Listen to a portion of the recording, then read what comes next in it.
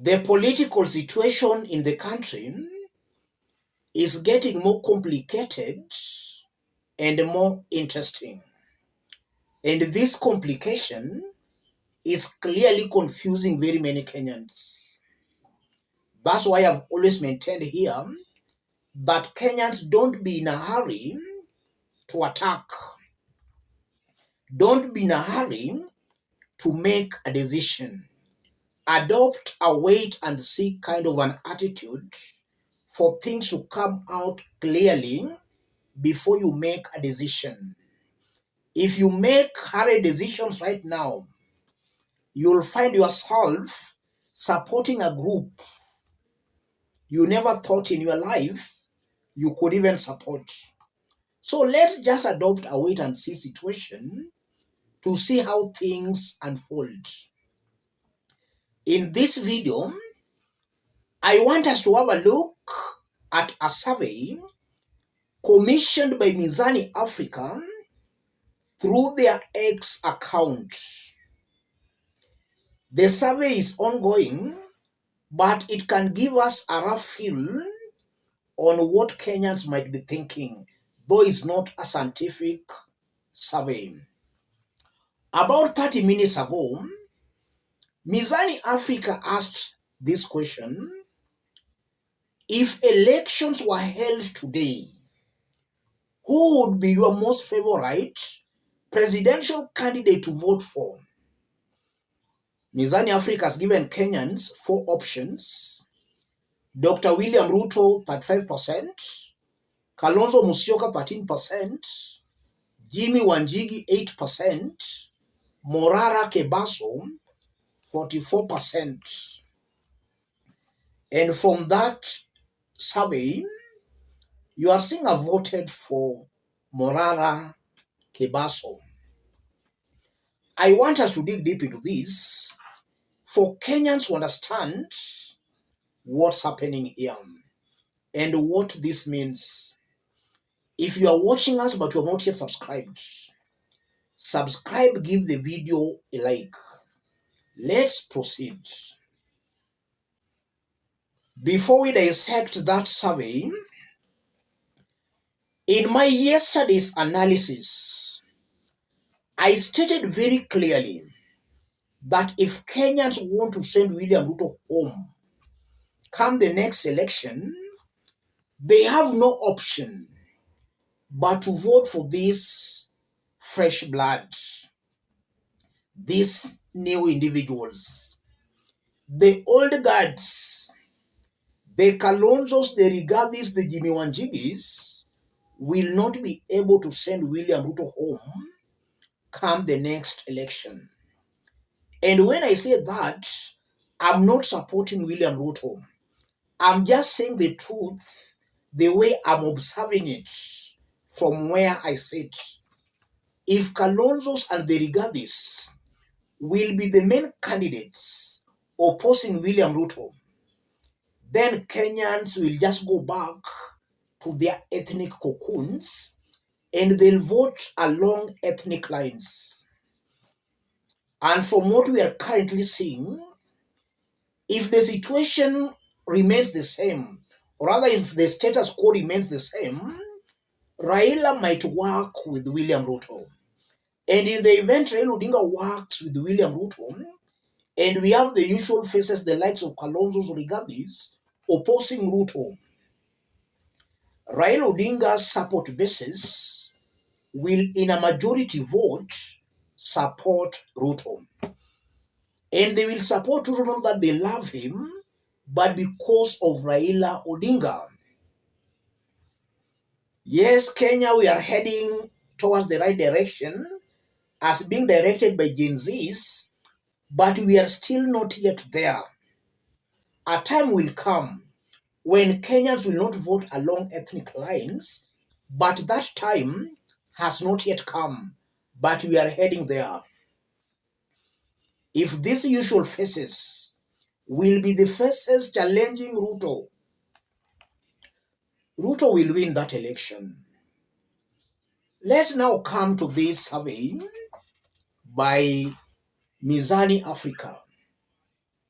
You are seeing Ruto 35%, Kalonzo 13%, Jimmy Wanjigi 8%, Morara Kebaso 44%.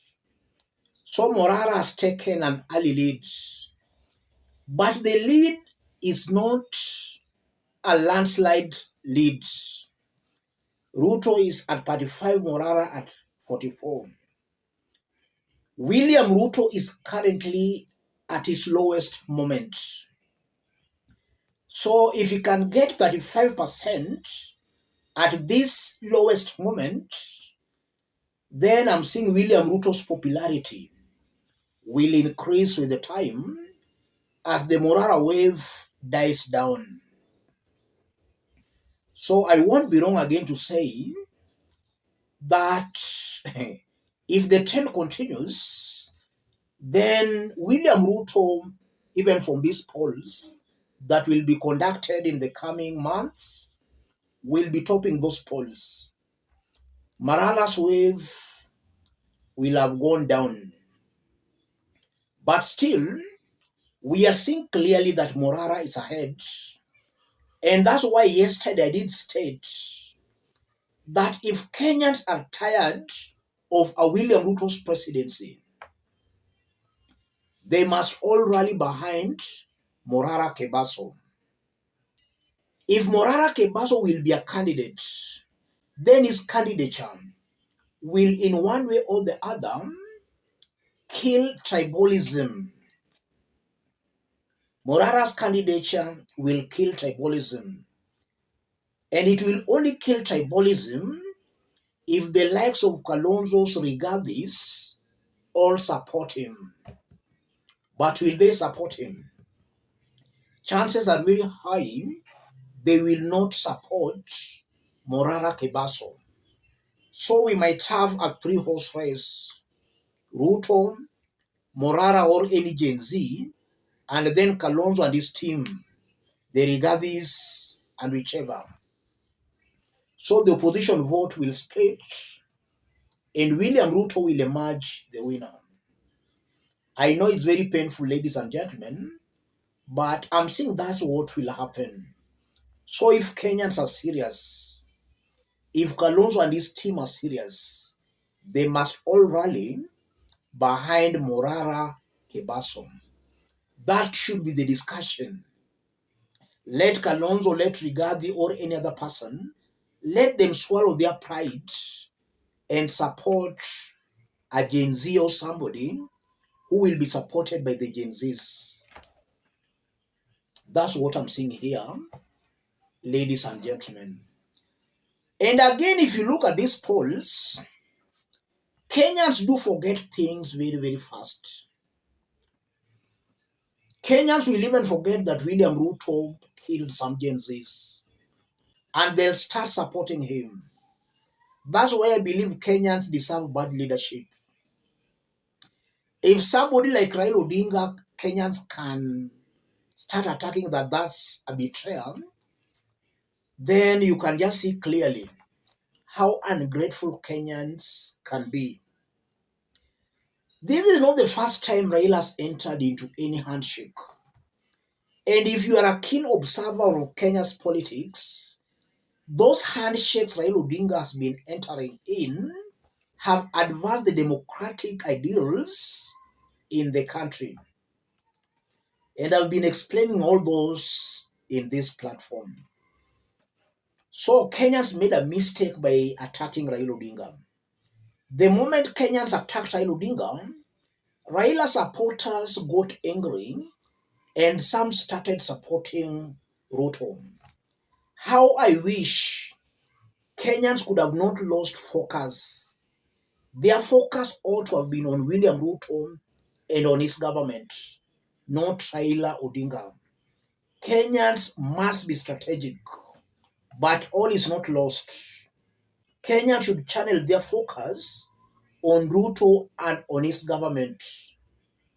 Raila is not holding any position in this government.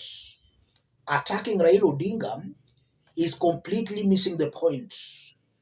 And if Kenyans don't want to listen, let them continue attacking Raila Odinga.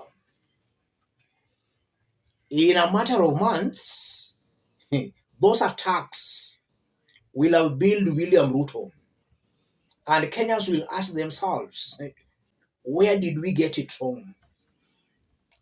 Let's not lose focus, ladies and gentlemen. And also from this poll, I'm seeing Jimmy Wanjigi performing better than Kalonzo Musyoka. Jimmy at 8%, Kalonzo at 13%. I consider that a better performance by Jimmy Wanjigi than Kalonzo Musyoka. Why is it that Kalonzo Musyoka is not performing as maybe some Kenyans thought?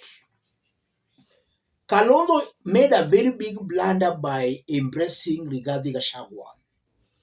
The moment Kalonzo showed an intention or a will to work with Rigathi Gachagua, that was the day Kalonzo spoiled all his chances. Kalonzo ought to have stood as a man.